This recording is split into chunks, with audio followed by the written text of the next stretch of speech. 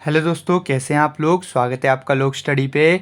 आज हम structure of atom में पढ़ने जा रहे हैं प्लैंक क्वांटम थ्योरी को। तो चलिए शुरू करते बिना किसी देरी के। तो प्लैंक क्वांटम थ्योरी का पहला पॉइंट ये है, द एब्जॉर्प्शन और emission of radiation energy do not takes place continuously. मतलब अगर कोई भी एटम जो होगा वो अगर एनर्जी को एब्जॉर्ब कर रहा है या इमिट कर रहा है, इमिशन कर रहा है उसका, तो वो कंटिन्यूसली ऐसा नहीं करेगा। ठीक है, ये हमें प्लैंक क्वांटम थ्योरी बताती है। ठीक है, और जब भी वो एनर्जी को या तो एब्जॉर्ब करेगा या इमिट करेगा तो वो energy in the form of defined packet होगी। मतलब जैसे कि सन की जो रेज होती है उसमें जो एनर्जी होती है वो एक पैकेट्स में होती है। ठीक है, उनको बोलते हैं क्या, फोटोन। क्या कहते हैं हम उनको? फोटोन कहते हैं। ऐसे ही जब एटम जो होता है किसी एनर्जी को एब्जॉर्ब करता है या इमिट करता है, ठीक है ना, वो किस फॉर्म में इमिट करता है? एक डिफाइंड पैकेट की फॉर्म में इमिट करता है। उसको बोलते हैं हम क्वांटा। क्या कहते हैं हम उसको? क्वांटा कहते हैं। ठीक है, अब इसी तरीके से एक हमारे पास बॉडी होती है जिसको बोलते हैं ब्लैक बॉडी। क्या बोलते हैं उसको?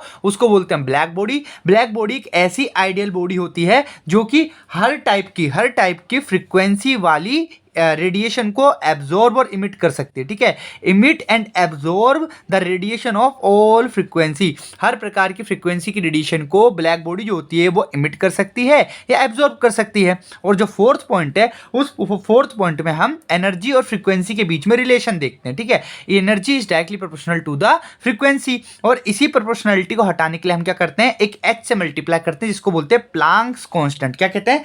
Planck's constant. ठीक है, अब यहां पर हमारे पास फॉर्मूला आ जाता है E बराबर एच डॉट म्यू। क्या आता है? E बराबर एच डॉट म्यू। और हम जानते हैं जो फ्रीक्वेंसी होती है उसकी एक और वैल्यू होती है C अपॉन लैम्डा। जो ये जो C है, ये C क्या है? ये C है हमारा वेलोसिटी ऑफ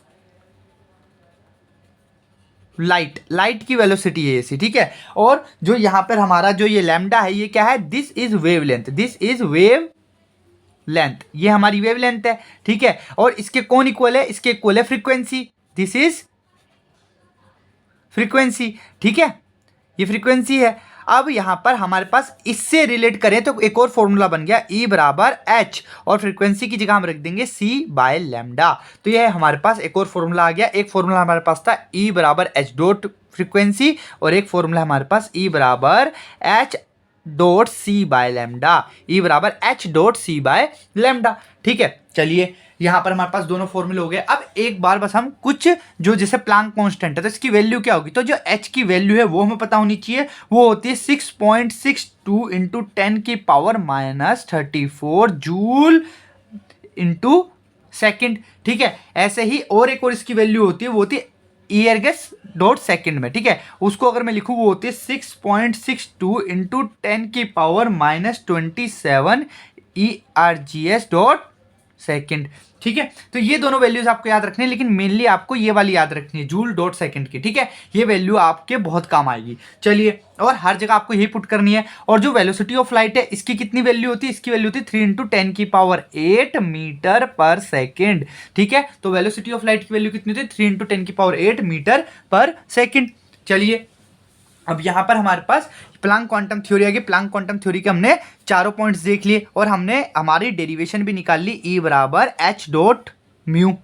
ठीक है, और E बराबर h dot c by lambda. चलिए, अब क्या हम इससे कुछ क्वेश्चंस कर सकते हैं? बिल्कुल क्वेश्चन कर सकते हैं। चलिए, पहला क्वेश्चन एक लेते हैं। इस क्वेश्चन में हम क्या करते हैं? हम एक वेवलेंथ ले लेते हैं। हमारे पास वेवलेंथ है 1000 मीटर। हमारे पास वेवलेंथ है 1000 मीटर, और इस वेवलेंथ के लिए हमें क्या फाइंड करना है? हमें एक तो फ्रीक्वेंसी फाइंड करनी है और दूसरा हमें एनर्जी फाइंड करनी है। ठीक है, एनर्जी और फ्रीक्वेंसी दोनों हमें निकालनी है इस पर्टिकुलर वेवलेंथ के लिए। ठीक है, तो चलिए देखते कैसे निकलेगी। ठीक है, देखिए, तो यहां पर E बराबर हमारे पास एक फॉर्मूला होता है h c dot lambda. H हमारे पास है, लैम्डा हमारे पास है, और सी भी हमारे पास है, तो निकल जाएगी एनर्जी। लेकिन अगर मैं यहाँ पे फ्रीक्वेंसी की बात करूँ तो फ्रीक्वेंसी बराबर क्या होता है? C by lambda. तो एक काम करते हैं, हम लैम्डा निकाल लेते हैं। ठीक है, और फ्रीक्वेंसी निकाल लेते हैं, फिर हम एक फॉर्मूला लगाएंगे E बराबर एच डॉट फ्रीक्वेंसी। ठीक है, उससे निकाल लेंगे। तो क्या करते हैं? फ्रीक्वेंसी बराबर हमारे पास हो गया 3 इंटू 10 की पावर 8 अपॉन 1000। चलिए, ये हमारे पास आ गई फ्रीक्वेंसी। क्या आ गई? फ्रीक्वेंसी आ गई। ठीक है, अब इस फ्रीक्वेंसी को हम क्या करते हैं? यहाँ E बराबर एच डॉट म्यू में रख देते हैं। तो एच डॉट 3×10⁸/1000। ठीक है, अब h की वैल्यू हमारे पास क्या आ जाएगी? h की वैल्यू हमारे पास आ जाएगी 6.62 इंटू 10⁻³ इंटू 3 इंटू 10⁸ अपॉन 10⁻3। ये 10⁻3 ऊपर जाएगा तो माइनस हो जाएगा, तो यहाँ पर हमारे पास वैल्यू आ जाएगी 3×2 = 6, 3×6 = 18, 1 3×6 = 18 और 19.86 इंटू 10⁻34 और प्लस 8 में से 3 गया तो 5। तो ये हमारे पास एनर्जी आ गई। ठीक है, तो फाइनल जो हमारे पास जो एनर्जी आई है, फाइनल एनर्जी हमारे पास आई है E बराबर 19.86 इंटू 10⁻29। क्या ये -29? ये हमारे पास एनर्जी आ गई है। ठीक है, ये लीजिए एनर्जी हमने निकाल ली। चलिए, और यहाँ पर हमने फ्रीक्वेंसी निकाल ली थी, तो एनर्जी और फ्रीक्वेंसी दोनों चीज़ें हमने निकाल ली है इस पर्टिकुलर क्वेश्चन के लिए। और ऐसे ही आपको क्वेश्चन मिलेंगे, फ्रीक्वेंसीज दे देगा तो फ्रीक्वेंसी से आपको एनर्जी निकालनी है। ठीक है, कभी आपको वेवलेंथ दे देगा तो वेवलेंथ से एनर्जी निकालनी है, कभी फ्रीक्वेंसी दे देगा तो फ्रीक्वेंसी से वेवलेंथ निकालनी है। तो बस आपको ये दो फॉर्मूले याद होने चाहिए, एक एनर्जी वाला और एक फ्रीक्वेंसी वाला, और एक वेवलेंथ से एनर्जी का रिलेशन आपको याद होना चाहिए। ये 3 फॉर्मूले अगर आपको याद हैं तो हर काम हो जाएगा, हर तरीके क्वेश्चन आपका सोल्व हो जाएगा। चलिए, अब एक और हम इफेक्ट, जैसे अभी हमने क्या पढ़ा? अभी हमने पढ़ा प्लांक क्वांटम थ्योरी। क्या पढ़ा? Planck quantum theory. अब एक काम करते हैं, एक और हम वो पढ़ते हैं जिसको हम कहते हैं फोटो इलेक्ट्रिक इफेक्ट। एक हमारे पास है, यहां पर हमारे पास एक और आ रहा है, उसका नाम है photo electric effect. Photo electric effect, photo electric effect. अब हम फोटो इलेक्ट्रिक इफेक्ट को समझेंगे। तो फोटो इलेक्ट्रिक इफेक्ट हमें क्या बताता है? देखिए, फोटो इलेक्ट्रिक इफेक्ट हमें यह कहता है कि इजेक्शन ऑफ फ्री इलेक्ट्रॉन, क्या कहता है ये? Ejection of free electrons from metal surface, from metal surface when light of suitable frequency strike on it।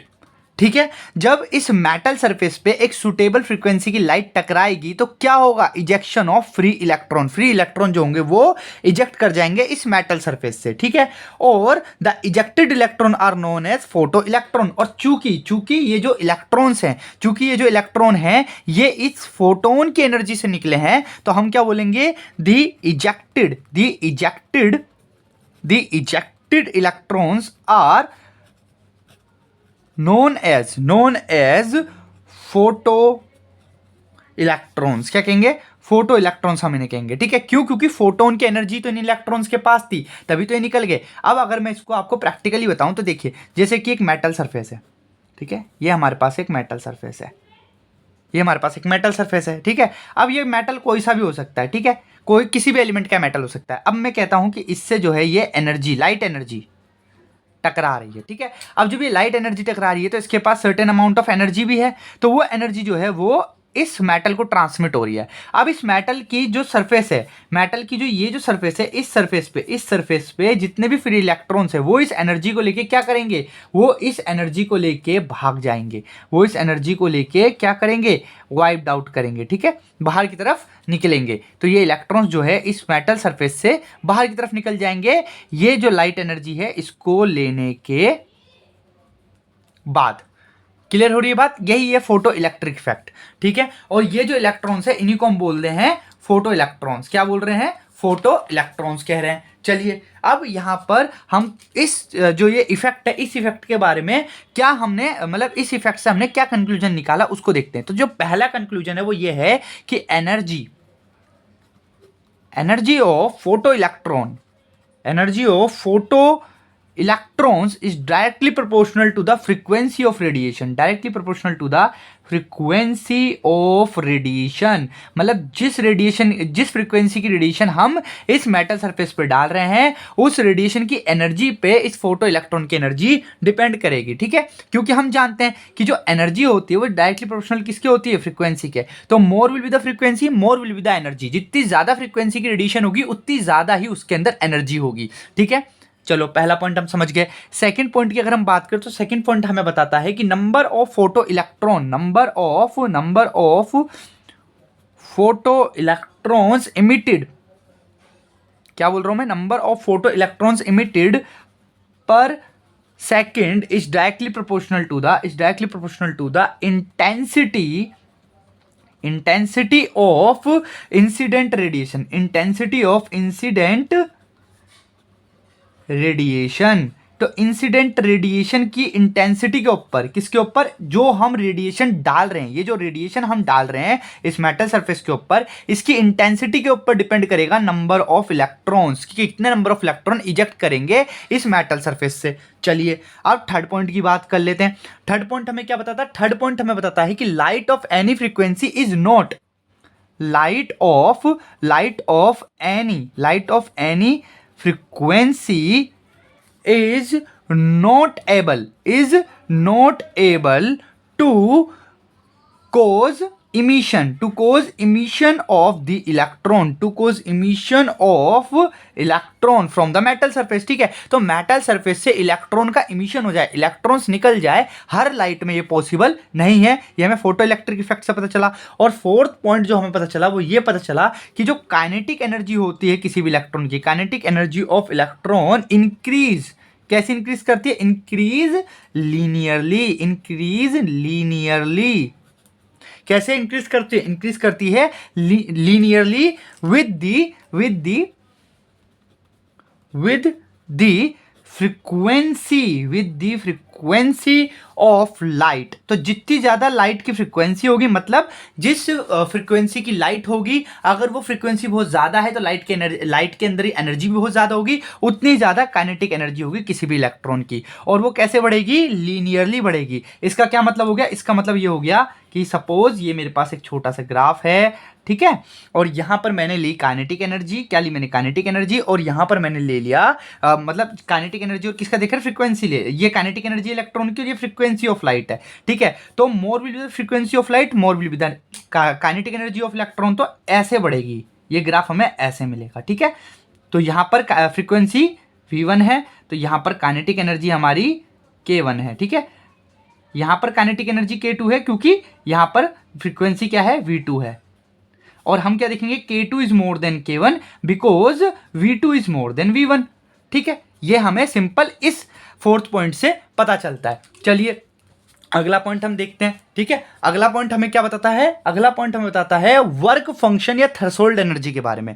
किसका बताता है, work function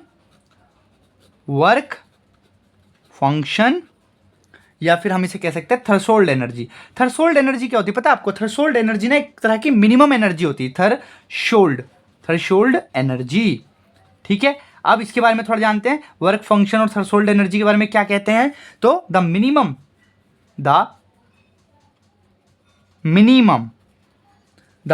amount of energy,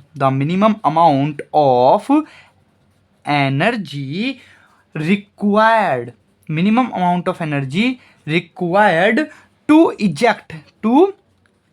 eject the electron from metal surface is called work function, या फिर हम उसे क्या कहेंगे, threshold, क्या कहेंगे, थ्रेशोल्ड एनर्जी। तो यहां पर जो थ्रेशोल्ड एनर्जी या वर्क फंक्शन है वो क्या है, this is the minimum amount of energy, which is required to eject the electron को निकालने के लिए जो मिनिमम अमाउंट ऑफ एनर्जी चाहिए, मेटल सरफेस से इलेक्ट्रॉन को निकालने के लिए जो मिनिमम अमाउंट ऑफ एनर्जी चाहिए, उसी को हम कह रहे हैं, क्या कह रहे हैं, वर्क फंक्शन या फिर थ्रेशोल्ड एनर्जी, ठीक है। आई होप आपको ये वाला पॉइंट भी क्लियर हो गया होगा। ठीक है, अब यहाँ पर हमारा लास्ट पॉइंट, एक 6 पॉइंट बचता है फोटो इलेक्ट्रिक इफेक्ट से जो हमें मिला, वो मिला कि हम काइनेटिक एनर्जी को, किसी भी इलेक्ट्रॉन की काइनेटिक एनर्जी को कैसे कैलकुलेट कर सकते हैं। ठीक है, तो चलिए वो देखते हैं। तो maximum kinetic energy of ejected electron कितनी होगी? तो काइनेटिक एनर्जी होगी हमारी absorb energy minus work function. ठीक है, अब यहां पर काइनेटिक एनर्जी हमारी क्या होती है? Half m v square. ये काइनेटिक एनर्जी का फॉर्मूला है, हाफ एम वी स्क्वायर। ठीक है, और यहां पर एब्जॉर्ब एनर्जी कितनी थी? लाइट से कितनी एनर्जी एब्जॉर्ब की थी? एच डॉट म्यू, ये एनर्जी एब्जॉर्ब की थी। ठीक है, माइनस वर्क फंक्शन में कितनी एनर्जी लगी होगी? H mu not. ठीक है, इतनी वर्क फंक्शन में एनर्जी लगी होगी। तो ये हमारे पास एक फॉर्मूला आ गया in the form of frequency, in term of frequency की टर्म में आ गया। और अगर मैं वेवलेंथ की टर्म की बात करूं तो यहाँ काइनेटिक एनर्जी हमारे पास क्या आ जाएगी? एच। ठीक है, सी कॉमन आ जाएगा, या फिर h c by lambda minus h c by lambda naught. ठीक है, और अगर इसको मैं सही से लिखूं तो इसी को मैं कैसे लिख सकता हूं? Kinetic energy is equal to h c common अगर मैं ले लूंगा तो 1 by lambda minus 1 by lambda naught. ठीक है, तो ये मेरे पास एक फॉर्मूला आ गया। क्लियर हो गया? ये फॉर्मूला मुझे मिल गया इन टर्म्स ऑफ वेवलेंथ, ये फॉर्मूला मुझे मिल गया इन टर्म्स ऑफ फ्रीक्वेंसी। अब यहां पर मैं बस आपको एक पॉइंट क्लियर करना चाहता हूं। देखिए, ये हमारी मेटल सरफेस है। ठीक है, अब मैं आपसे एक पूछता हूं कि मेटल सरफेस पे लाइट एनर्जी गिरी, तो इस सरफेस पे यहां पर इलेक्ट्रॉन्स होंगे। ठीक है, अब वो इलेक्ट्रॉन्स पहले तो मेटल से बॉन्डेड ही होंगे ना, तो सबसे पहले जो एनर्जी उन्हें मिली उस एनर्जी से वो बॉन्ड ब्रेक करेंगे। क्या करेंगे? बॉन्ड ब्रेक करेंगे। और जैसे ही वो फ्री होंगे तो बची हुई एनर्जी के साथ वो भागना शुरू कर देंगे। ठीक है, इतनी बात आपको क्लियर हो गई? तो अब आप एक काम कीजिए, अब हम एक काम करते हैं, इस वर्क फंक्शन वाले पॉइंट को पढ़ते हैं। तो वर्क फंक्शन या थ्रेशोल्ड एनर्जी वाले पॉइंट को दोबारा पढ़ते हैं। मिनिमम अमाउंट ऑफ एनर्जी, क्या बोल रहा हूं मैं? Minimum amount of energy. तो minimum amount of energy required to eject the electron. ठीक है, नॉट मूव, या फिर भागने के लिए नहीं बोला उसने, बोला कि ये वो एनर्जी है, वो मिनिमम एनर्जी है जिसकी सहायता से इलेक्ट्रॉन इजेक्ट करेगा मेटल सरफेस से। और इजेक्ट कब करेगा मेटल सरफेस से? जब वो मेटल सरफेस से फ्री हो जाएगा। और ये जो एनर्जी है वर्क फंक्शन है थ्रेशोल्ड एनर्जी, ये मिनिमम एनर्जी है जिसके साथ इलेक्ट्रॉन फ्री होता है, जिसकी मदद से इलेक्ट्रॉन फ्री होता है। ठीक है, इसीलिए हम टोटल एनर्जी यानी कि एब्जॉर्ब एनर्जी में से, टोटल एनर्जी में से वर्क फंक्शन वाली एनर्जी जिसका यूज करके इलेक्ट्रॉन मेटल सरफेस से फ्री होगा को घटाते हैं, और बची हुई एनर्जी के साथ इलेक्ट्रॉन भाग जाएगा, इलेक्ट्रॉन निकल जाएगा कहीं दूर, उसी को हम काइनेटिक एनर्जी कहेंगे। इसलिए हमने लिखा kinetic energy is equal to absorb energy minus work function h mu minus h mu naught. I hope आपको ये पॉइंट्स क्लियर हो गए होंगे। अब एक हमारे पास पॉइंट आता है, ठीक है, उसको हम बोलते हैं स्टॉपिंग पोटेंशियल। क्या बोलते हैं उसको? हम लिखते हैं स्टॉपिंग पोटेंशियल। ठीक है, चलिए लिखता हूं मैं इस पॉइंट को यहां पर, स्टॉपिंग पोटेंशियल। क्या लिख रहा हूं मैं? Stopping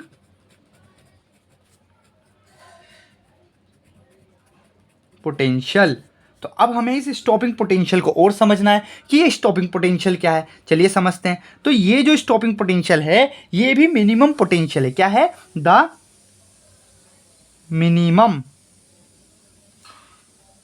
minimum potential at which plate photoelectric current is zero, at which plate photoelectric current is zero. तो ये हमारा क्या होता है? Stopping potential. तो स्टॉपिंग पोटेंशियल वो मिनिमम पोटेंशियल होता है जिसपे प्लेट फोटो इलेक्ट्रिक करंट क्या होता है? जीरो होता है। ठीक है, क्या होता है? जीरो होता है। तो बस आपको ये पता होना चाहिए। ठीक है, अब यहां पर हम एक काम करते हैं, एक क्वेश्चन कर लेते हैं काइनेटिक एनर्जी से रिलेटेड, क्योंकि जो आपको जो एग्जाम में फोटो इलेक्ट्रिक इफेक्ट से जो क्वेश्चन मिलेंगे वो ना ज्यादातर आपको काइनेटिक एनर्जी के ऊपर मिलेंगे। ठीक है, तो अब एक काम करते हैं, काइनेटिक एनर्जी से रिलेटेड कुछ क्वेश्चन कर लेते हैं। ठीक है, जैसे कि हमारे पास पहला क्वेश्चन है वो ये है, मैक्सिमम काइनेटिक एनर्जी दे रखी है फोटो इलेक्ट्रॉन की। ठीक है, तो हमारे पास मैक्सिमम काइनेटिक एनर्जी किसी फोटो इलेक्ट्रॉन की, तो काइनेटिक एनर्जी हमें दे दी किसी फोटो इलेक्ट्रॉन की, वो कितनी दी है? 6.63 × 10⁻⁻20 जूल। ठीक है, ये एनर्जी हमें दे दी, ठीक है ना। और ये जो एनर्जी है इसको हम फ्रीक्वेंसी, हमारे पास फ्रीक्वेंसी कितनी है, हमारे पास फ्रीक्वेंसी दे रहा है कितनी, 2 × 10⁻14 पर सेकेंड। तो हमारे पास फ्रीक्वेंसी है 2 × 10⁻14 पर सेकेंड। और हमसे पूछ रहा है थ्रेशोल्ड फ्रीक्वेंसी, हमसे पूछ रहा है, क्या पूछ रहा है, थ्रेशोल्ड। थ्रेशोल्ड फ्रीक्वेंसी आप बताइए कितनी होगी। ठीक है, तो आप समझ ही होंगे कौन सी फ्रीक्वेंसी, ये फ्रीक्वेंसी है एब्जॉर्ब एनर्जी की। ठीक है, तो बस आपको फॉर्मूला लगाना है और हमारा काम हो जाएगा। तो काइनेटिक एनर्जी का फॉर्मूला, चूंकि फ्रीक्वेंसी का, तो हम फ्रीक्वेंसी के टर्म में लगाएंगे H common, mu minus mu naught. ठीक है, और यहां पर काइनेटिक एनर्जी कितनी है, 6.63 × 10⁻⁻20। एच कितना है, एच हमारे पास है 6.62 × 10⁻34। और ब्रैकेट में इंटू इंटू ब्रैकेट में म्यू कितना है, 2 × 10⁻14 माइनस म्यू नॉट, यही है। तो चलिए एक काम करते हैं, ये 2 × 10⁻14 माइनस म्यू नॉट, ठीक है, इसको इधर रखते हैं। 6.63 × 10⁻20 बाय 6.62 × 10⁻34, लगभग लगभग ये 1 टाइम्स में चला जाएगा। ठीक है, तो यहाँ पर हमारे पास फॉर्मूला आ गया 2 × 10⁻14 माइनस म्यू नॉट बराबर 1 × 10⁻20 प्लस 34। ठीक है, अब यहाँ पर ये लगभग लगभग 1 आया, वरना 0.99 समथिंग आएगा। ठीक है, क्योंकि 6.62 था तो मैं, चलिए ठीक है, इसे 0.99 कर लेते हैं, वरना आप बोलेंगे सर आपने 1 कैसे कर लिया। तो 0.99 के पास हमारे पास आंसर आएगा जब इसको कट करेंगे, क्योंकि लगभग लगभग वैल्यूज सेम है। ठीक है, अब यहाँ पर जो म्यू आएगा माइनस म्यू नोट जो आएगा वो आएगा 0.9 × 10 की पावर कितना, 4 और 1 14। ठीक है, 14 प्लस 2 × 10 की पावर 14। ठीक है, ये आ जाएगा, ये दो चीज़ आ गई। अब यहाँ पर हम क्या करेंगे, हमारे पास जो है कैलकुलेट करना पड़ेगा हमें से पूरा का पूरा। ठीक है, प्लस करना है, तो 10⁻14 10⁻14 कॉमन आ जाएगा, और इसको अगर हम प्लस करेंगे तो, एक मिनट, म्यू, सॉरी ये उधर जाएगा ना, तो ये माइनस होगा, सॉरी ये माइनस होगा, माइनस होगा। ठीक है, तो जब हम इसे माइनस करेंगे तो ये हमारे पास कितना आ जाएगा, 0.99 आएगा, और 10⁻14 हो गया, तो एक 1.1 के आसपास आंसर आना चाहिए। ठीक है, माइनस म्यू नोट बराबर -1.1 × 10⁻14 के हमारे पास आंसर आना चाहिए। म्यू से म्यू कट गया, तो जो म्यू नोट है वो 1.1 × 10⁻14 के पास आएगा। तो हमारे पास जो म्यू नोट का जो आंसर आएगा वो अप्रोक्स 10⁻14 की टर्म्स में आपको मिल जाएगा। ठीक है, समझ में आ रहा है आपको ये क्वेश्चन। चलिए यहाँ पर हमने एनर्जी का भी एक क्वेश्चन कर लिया, तो अब बस हमारे पास एक पॉइंट, कुछ पॉइंट्स और बच गए हैं, वो है ड्यूल नेचर। क्या है, ड्यूल नेचर हमारे पास बच गया। तो चलिए ड्यूल नेचर को समझ लेते हैं। आप किसको समझेंगे, अब हम ड्यूल नेचर को। ठीक है, तो चलिए ड्यूल नेचर के बारे में जानते हैं।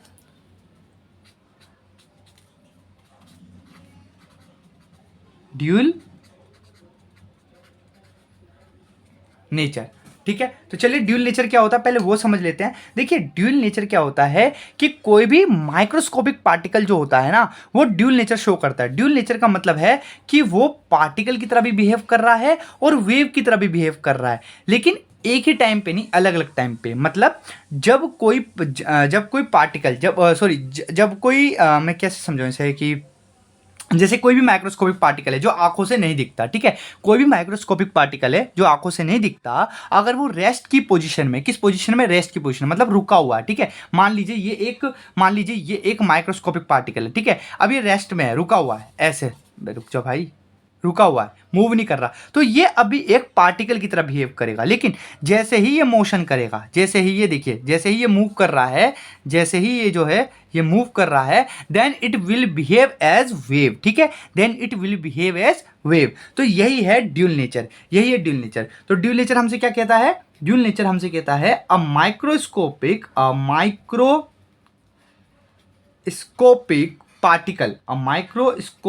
Particle have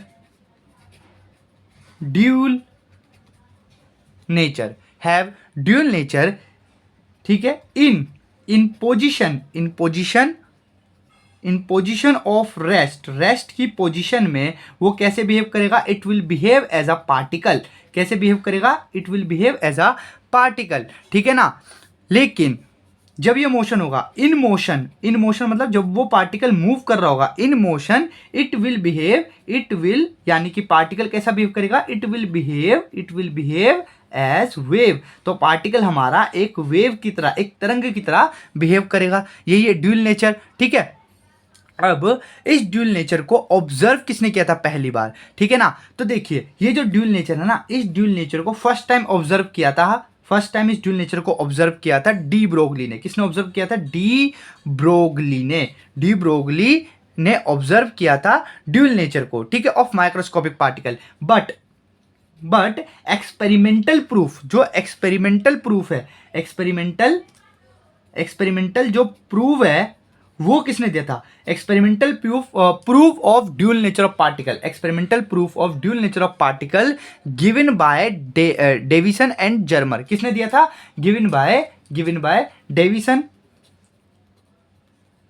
deviation and Germer, ठीक है। ये दो साइंटिस्ट थे जिन्होंने particle, dual nature of particle को एक्सपेरिमेंटली प्रूफ किया था। लेकिन ड्यूल नेचर ऑफ पार्टिकल की जो थ्योरी थी वो डी ब्रोगली ने दी थी, ठीक है। तो आई होप आपको ये वाला जो पॉइंट से, 2 पॉइंट से वो क्लियर हो होंगे। तो ड्यूल नेचर ऑफ पार्टिकल क्या है, कोई भी माइक्रोस्कोपिक पार्टिकल, देखिए फिर बोल रहा हूं, कोई भी माइक्रोस्कोपिक पार्टिकल जब पोजिशन ऑफ रेस्ट में होता है, किस में होता है, जब पोजिशन ऑफ रेस्ट में होता है, then the particle behave as a particle. तो वो एक पार्टिकल की तरह बिहेव करेगा। मैं फिर बोलता हूं, जैसे कि ये कैप है, इसको हम मान लेते हैं एक माइक्रोस्कोपिक पार्टिकल, अभी ये रेस्ट की पोजीशन में, ठीक है। तो ये एक पार्टिकल की तरह बिहेव कर रहा है। लेकिन जैसे ही ये ऐसे मूव करेगा, कैसे, जैसे ही ये ऐसे मूव करेगा, then it will behave as a wave. कैसे बिहेव करेगा, एक वेव की तरह। यही मैंने आपको एग्जाम्पल लेते, जैसे मूव करा तो ये कैसे बिहेव कर रहा है, एक वेव की तरह। लेकिन जब ये स्टेट ऑफ रेस्ट में, एक मिनट भाई रुक जा,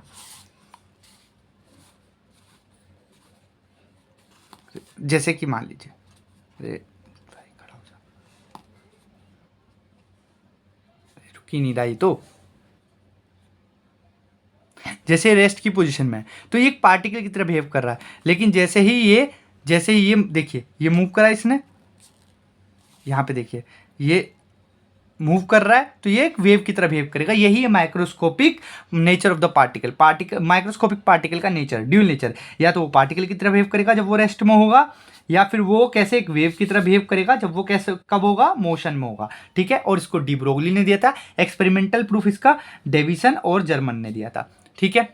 चलिए अब एक पॉइंट और हमारा बच गया है जो डी ब्रोगली ने दिया था, वो बहुत इंपॉर्टेंट है, ठीक है। तो चलिए डी ब्रोगली का वो पॉइंट देख लेते हैं। डी ब्रोगली का वो पॉइंट क्या है, डी ब्रोगली ने हमें एक पॉइंट दिया था, उसको हम बोलते हैं वेव फंक्शन। क्या बोलते हैं, वेव फंक्शन नहीं, वेव इक्वेशन, ठीक है। वेव इक्वेशन ये हमें डी ब्रोगली ने दी थी, वेव इक्वेशन, ठीक है। According to this, de Broglie ने ये हमें दी, तो डी ब्रोगली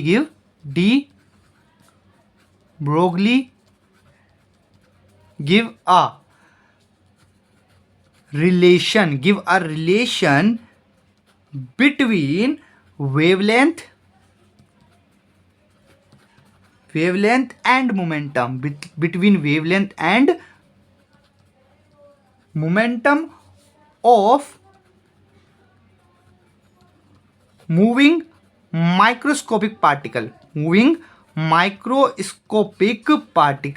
तो कोई भी माइक्रोस्कोपिक पार्टिकल जो मूव कर रहा है उसकी वेवलेंथ और मोमेंटम के बीच में एक रिलेशन स्टेबलाइज किया था, किसने, डी ब्रोगली ने। और वो क्या था, वो हमारे पास था, देखिए उसको निकालने से पहले डी ब्रोगली ने क्या किया, 2 इक्वेशंस ली, E बराबर mc², एक ये हमारे पास थी, आइंस्टाइन ने इस इक्वेशन को दिया था एनर्जी का, E बराबर mc², और एक हमें प्लांक क्वांटम थ्योरी से मिला था h.μ, ठीक है। ये एनर्जी के 2 इक्वेशंस है। इन दोनों इक्वेशंस को क्या किया था, इन दोनों इक्वेशंस को रिलेट किया था किसने, डी ब्रोगली ने। तो उन्होंने देखा कि mc² जो है वो तो hμ के इक्वल है अकॉर्डिंग टू दीज इक्वेशंस, ठीक है। mc² is equal to hμ, और हम जानते हैं कि म्यू जो होता है वो क्या होता है, c/λ। और यहां पर हम जानते हैं कि जो मोमेंटम होता है वो क्या होता है, मास डॉट वेलोसिटी।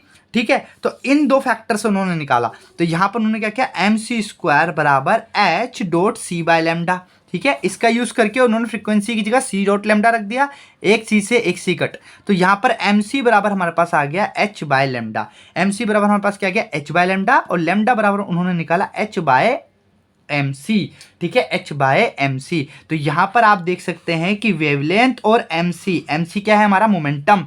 तो अगर मैं करेक्टली लिखूं तो यहां पर हम इसको लिख सकते हैं, कि wavelength equal to h by p, ठीक है।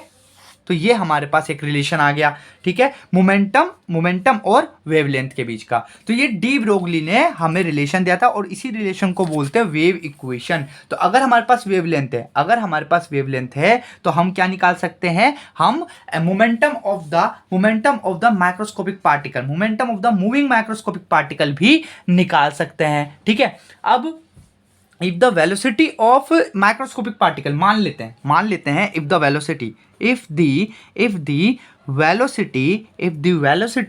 Of microscopic particle is equal to the velocity of light, ये हमने एक कंसीडर किया है कि जो माइक्रोस्कोपिक पार्टिकल है उसकी जो वेलोसिटी है अगर वो लाइट के बराबर हो जाए तो हम क्या लेंगे, तो हमने कहा वेवलेंथ बराबर h अपॉन mv, और यहां पर हमने क्या रिलेशन निकाला था, कि h बराबर वेवलेंथ बराबर h अपॉन मोमेंटम। तो यहां से हमें पता चला कि अगर हम इस कांस्टेंट को हटा दें तो जो वेवलेंथ है वो इनवर्सली प्रोपोर्शनल होती है मोमेंटम के, ठीक है, ये हमें पता चला। अब मैंने बोला कि if the velocity of microscopic particle is equal to the velocity of light, तो क्या सिनेरियो बनेगा, ठीक है। तो उस केस में ये होगा कि जो काइनेटिक एनर्जी अगर हम ले, काइनेटिक एनर्जी बराबर हाफ mv स्क्वायर लेंगे, तो यहां पर mv स्क्वायर क्या आ जाएगा, mv स्क्वायर आ जाएगा 2 डॉट काइनेटिक एनर्जी, ठीक है, 2 डॉट काइनेटिक एनर्जी, है ना। अब ये जो मैंने बात बोली है, ये मैं क्यों बोल रहा हूँ ये वाली लाइन कि if the velocity of microscopic particle is equal to the velocity of light, तब जाके ये वाला फॉर्मूला जो है ये एप्लीकेबल होगा। ये जो हम फॉर्मूला लगा रहे हैं ना वेव इक्वेशन का, ये तभी एप्लीकेबल होगा जब जो हमारा माइक्रोस्कोपिक पार्टिकल है जो वो वेलोसिटी ऑफ लाइट से मूव करेगा, क्योंकि यहाँ पर जो हमने वेलोसिटी ली है वो स्पीड ऑफ लाइट है। क्या है, स्पीड ऑफ लाइट है। चलिए इतनी बात हम समझ गए। अब हम एक काम करते हैं कि हम काइनेटिक एनर्जी और वेलोसिटी के बीच में एक रिलेशन निकालने की कोशिश करते हैं। मान लेते हैं हमारे पास किसी माइक्रोस्कोपिक पार्टिकल की काइनेटिक एनर्जी है, तो क्या हम उस माइक्रोस्कोपिक पार्टिकल की वेलोसिटी कैलकुलेट कर सकते हैं? तो आंसर है बिल्कुल कर सकते हैं। कैसे कर सकते हैं? तो अभी हमने देखा काइनेटिक एनर्जी बराबर हाफ mv स्क्वायर, तो यहाँ पर mv स्क्वायर इधर आ गया और काइनेटिक एनर्जी की हमने 2 से मल्टीप्लाई कर दी, 2 से काइनेटिक एनर्जी की मल्टीप्लाई कर दी, mv स्क्वायर यहीं रह गया, ठीक है। तो यहाँ पर वेलोसिटी स्क्वायर बराबर 2k ई यानी काइनेटिक एनर्जी अपॉन मास, ठीक है। तो वेलोसिटी हमने कैसे निकाली, अंडर रूट 2ke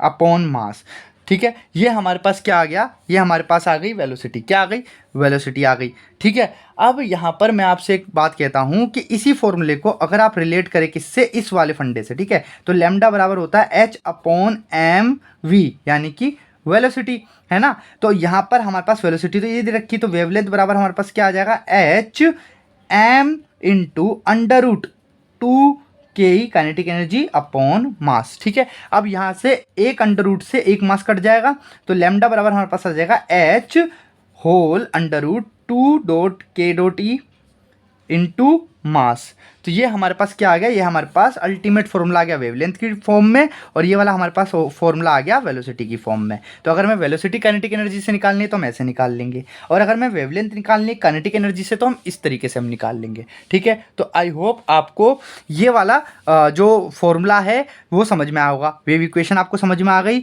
और ये वाले फॉर्मूलेज भी आपको समझ में आ गए। अब हम बात कर लेते हैं किसकी, अब हम बात करेंगे हाइजेनबर्ग अनसर्टेनिटी प्रिंसिपल की। किसकी बात करेंगे, हाइजेनबर्ग अनसर्टेनिटी प्रिंसिपल। चलिए तो हमारे पास अगला पॉइंट है हाइजेनबर्ग अनसर्टेनिटी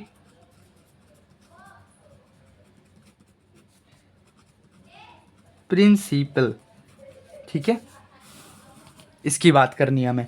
तो हाइजेनबर्ग अनसर्टेनिटी प्रिंसिपल आखिर बताता क्या है? तो हाइजेनबर्ग अनसर्टेनिटी प्रिंसिपल हमें ये कहता है the position and momentum for moving microscopic particle आप एक साथ एक ही टाइम पे एक्यूरेटली कैलकुलेट नहीं कर सकते।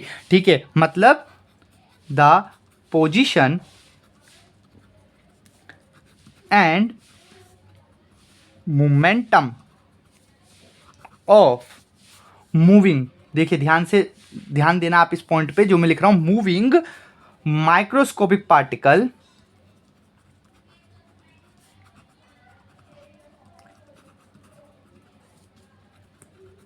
Can not be calculated together. ये है इंपॉर्टेंट पॉइंट कि हम एक साथ ना तो हम पोजीशन निकाल सकते हैं ना ही मोमेंटम निकाल सकते हैं किसी भी मूविंग माइक्रोस्कोपिक पार्टिकल का। ठीक है ना, with absolute accuracy, with absolute accuracy.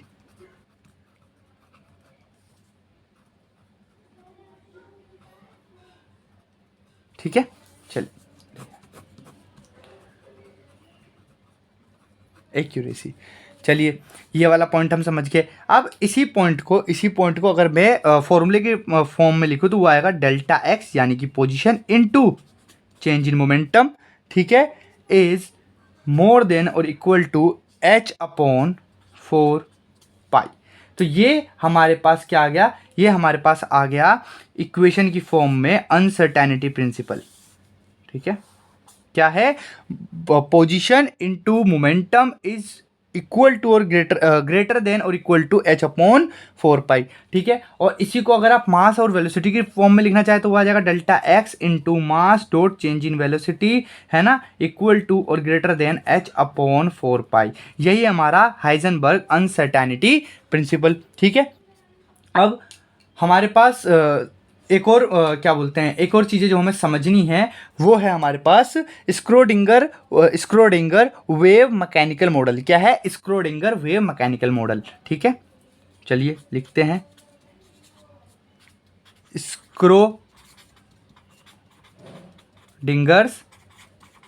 स्क्रोडिंगर्स wave mechanical model.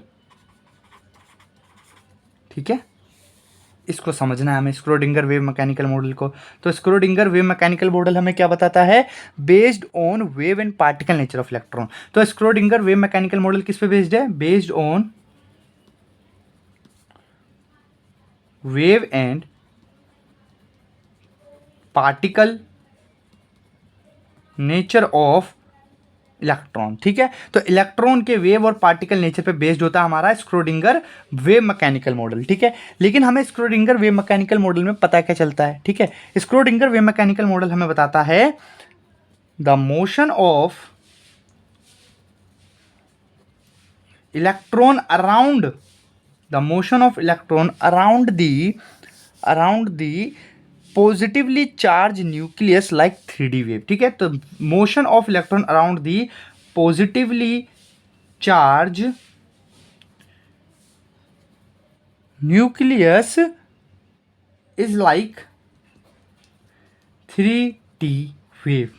ये पॉइंट है कि न्यूक्लियस के अराउंड जो इलेक्ट्रॉन मूव कर रहा है ना, वो कैसे मूव कर रहा है? 3D वेव की तरह मूव कर रहा है। ये पहला पॉइंट हमें स्क्रोडिंगर वेव मैकेनिकल मॉडल से पता चलता है। और दूसरा जो पॉइंट है वो एक्चुअल में इसकी इक्वेशनल फॉर्म है। ठीक है, जैसे डेल्टा फाई, इसको जो मैं साइन बना रहा हूँ इसे साई बोलते हैं। ठीक है, साई बोलते हैं, delta psi upon delta square x, delta square psi upon delta square है delta x square plus delta square psi upon delta y square, delta square psi upon delta z square.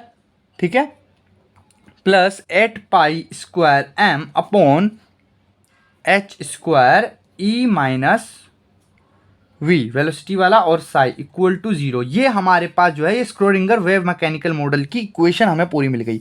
और जो मैंने x Y Z लिखे क्या है? ये x Y Z जो होते हैं आर कोऑर्डिनेट्स आर क्या है? ये हैं कोऑर्डिनेट्स, है ना, कोऑर्डिनेट्स, और जो हमारे पास m है वो क्या है, m हमारे पास मास ऑफ इलेक्ट्रॉन है, h प्लैंक कांस्टेंट है, और e जो है वो टोटल एनर्जी है। तो यहाँ पर हमें x y z क्या है, हमारे कोऑर्डिनेट्स हैं, ठीक है, m मास है, h प्लैंक कांस्टेंट है, ठीक है। चलिए आपको इतनी बात समझ में आ गई। और जो ये साई है, ये जो साई है ना p, इसको हम बोलते हैं पी एस आई साई, ठीक है। ये हमारे पास क्या है, this is wave function, this is wave function, और मैं आपको पीछे एक्सप्लेन कर चुका हूँ कि वेव फंक्शन क्या होता है, ठीक है ना।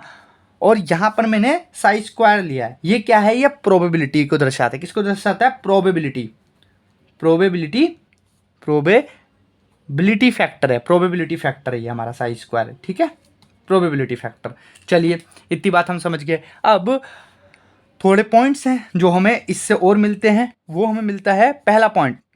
देखिए जो ये साई स्क्वायर है, ये जो साई स्क्वायर है, इसकी बात अगर मैं लिखूं, ये हमें बताता है कि it determines the probability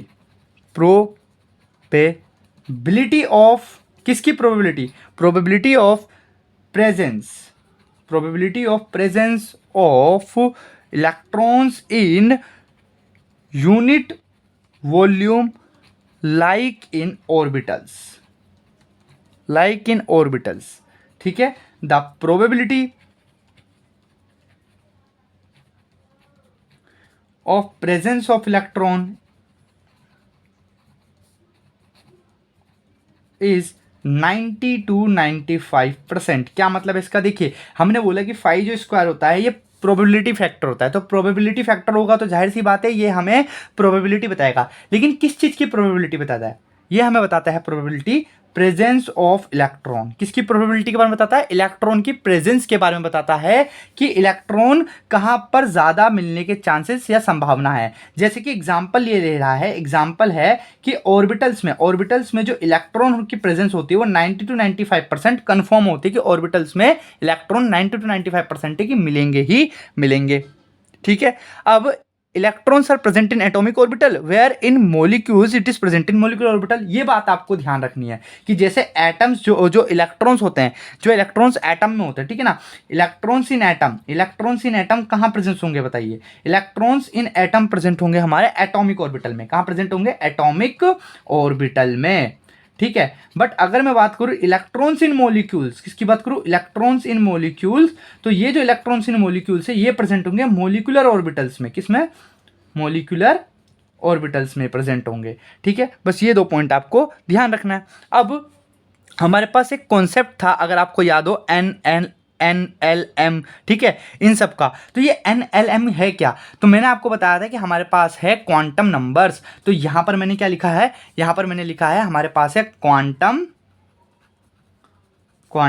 number. वो क्वांटम नंबर क्या है, principal quantum number, azimuthal quantum number, magnetic quantum number, है ना, और स्पिन क्वांटम नंबर। तो ये जो हमारे पास जो क्वांटम नंबर्स होते हैं NLM, है ना, ये सब इस कॉन्सेप्ट को फॉलो करते हैं एक्सेप्ट स्पिन क्वांटम नंबर, ठीक है ना। तो स्क्रोडिंगर वेव जो होता है, ठीक है ना, वो स्पिन क्वांटम नंबर फॉलो नहीं करता, ठीक है। मतलब ये हो गया, मैं आपसे ये कहना चाह रहा हूं कि Schrodinger wave mechanical model, Schrodinger's wave mechanical model can not show the existence of spin quantum number. क्या मतलब हुआ इसका मतलब ये हुआ कि स्क्रोडिंगर वेव मैकेनिकल मॉडल, जो स्क्रोडिंगर वेव मैकेनिकल मॉडल है, उससे हम principal quantum number, azimuthal quantum number और मैग्नेटिक क्वांटम नंबर को तो प्रूफ कर सकते हैं कि हाँ ये होते हैं, रियल में एग्जिस्ट करते हैं। लेकिन जो स्क्रोडिंगर वेव मैकेनिकल मॉडल है, ये जो होता है ये स्पिन क्वांटम नंबर के बारे में बताने में फेल हो जाता है। तो हमें स्पिन क्वांटम नंबर के एग्जिस्टेंस के बारे में स्क्रोडिंगर वेव मैकेनिकल मॉडल से पता नहीं लगेगा। बस इतना पॉइंट आपको याद रखना है, क्योंकि यही MCQ है कि which of the following is not determined by the Schrödinger wave mechanical model. और वो क्या है, वो है हमारा स्पिन क्वांटम नंबर। सिंपल, ठीक है। अब यहां तक तो हमने कर लिया, ठीक है, यहां तक हमारे स्क्रोडिंगर वेव मैकेनिकल मॉडल हो गया। अब एक काम करते हैं, नेक्स्ट क्लास में हम क्या करेंगे, नेक्स्ट क्लास में हम जो हमारे पास क्या बोलते हैं लाइन स्पेक्ट्रम है या फिर हमारे पास जो हाइड्रोजन स्पेक्ट्रम है उसको हम समझेंगे। ठीक है, आज की क्लास में हम इतना ही रखते हैं। ठीक है, आई होप आपको लेक्चर समझ में आया होगा। मिलेंगे नेक्स्ट क्लास में, तब तक के लिए पढ़ते रहिए। और हाँ, अगर आपको वीडियो अच्छा लगता है, लेक्चर समझ में आता है, तो प्लीज़ वीडियो को लाइक कीजिए, शेयर कीजिए, कमेंट कीजिए और साथ ही साथ मुझे ये भी बताइए कि आपको लेक्चर कैसा लग रहा है। ठीक है, अगर आप कुछ चाहते हैं कि सर ये ऐड ऑन करें तो मैं वो भी कर दूंगा। ठीक है, बाकी थैंक यू, आपने लेक्चर पूरा देखा। मिलते हैं आपसे नेक्स्ट लेक्चर में, तब तक के लिए पढ़ते रहिए। Thank you.